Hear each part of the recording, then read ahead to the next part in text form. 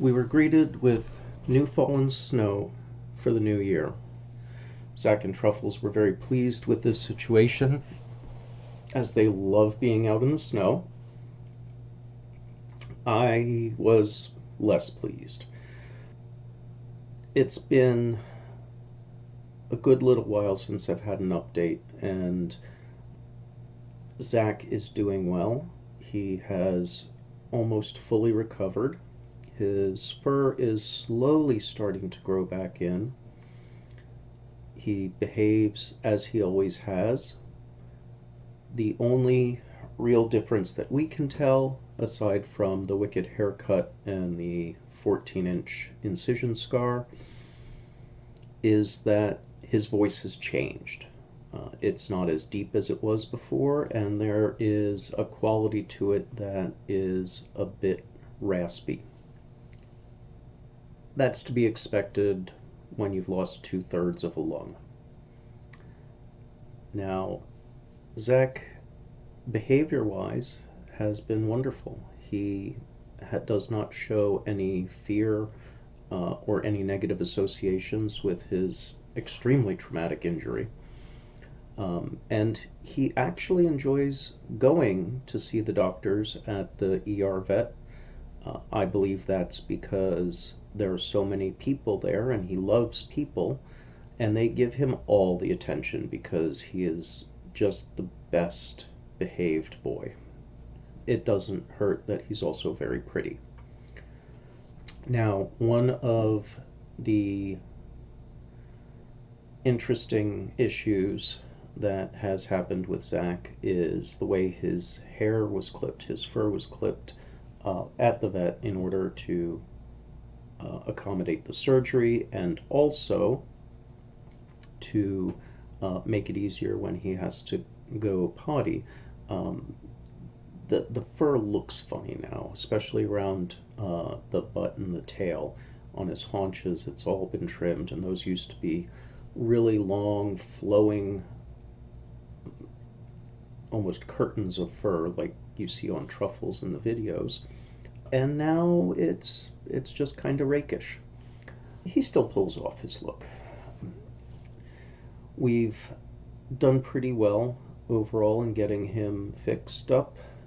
He has a bunch of clothes now. Most of those came from the local thrift shop, so we actually saved a good bit of money. It gets quite cold here in the Boston area, and so the sweaters and the coats are really needed for both of them. Truffles is wearing one because she had an allergic reaction to something and scratched herself really bad and had to have some of her fur shaved to get to the cuts. But that's healing up fine and isn't a serious issue. But that means that she gets to wear coats as well. It does get down quite low. We've had a little bit of a warm patch with 30s and up to the 40s the past few days, but then the New Year's snow came overnight and we're back down in the below 32 degrees, probably in the 20s today, and the dogs couldn't be happier with that. Nothing says Silk and Windhound like being in the cold. It's actually below freezing today.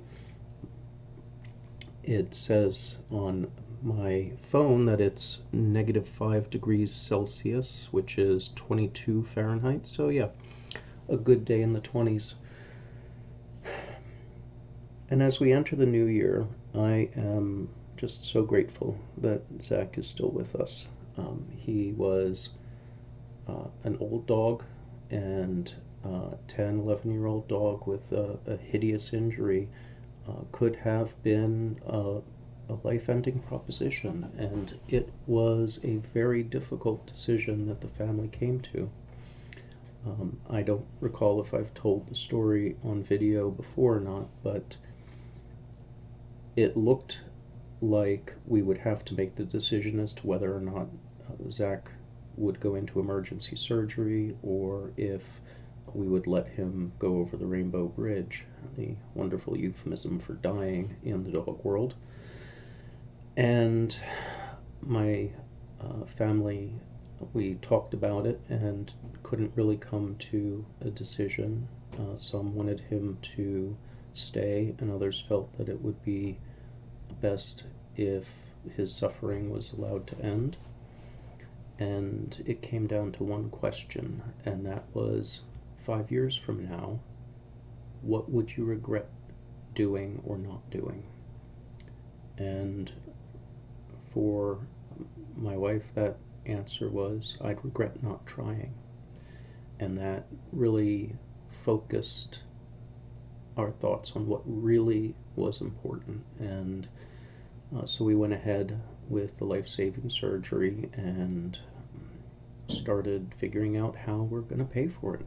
And that led, of course, to the GoFundMe, which everyone has been so generous with their time, attention, donating what they can, and some people donating phenomenal amounts of money to help pay Zach's bills. I've never seen vet bills this high before, and it is eye-watering.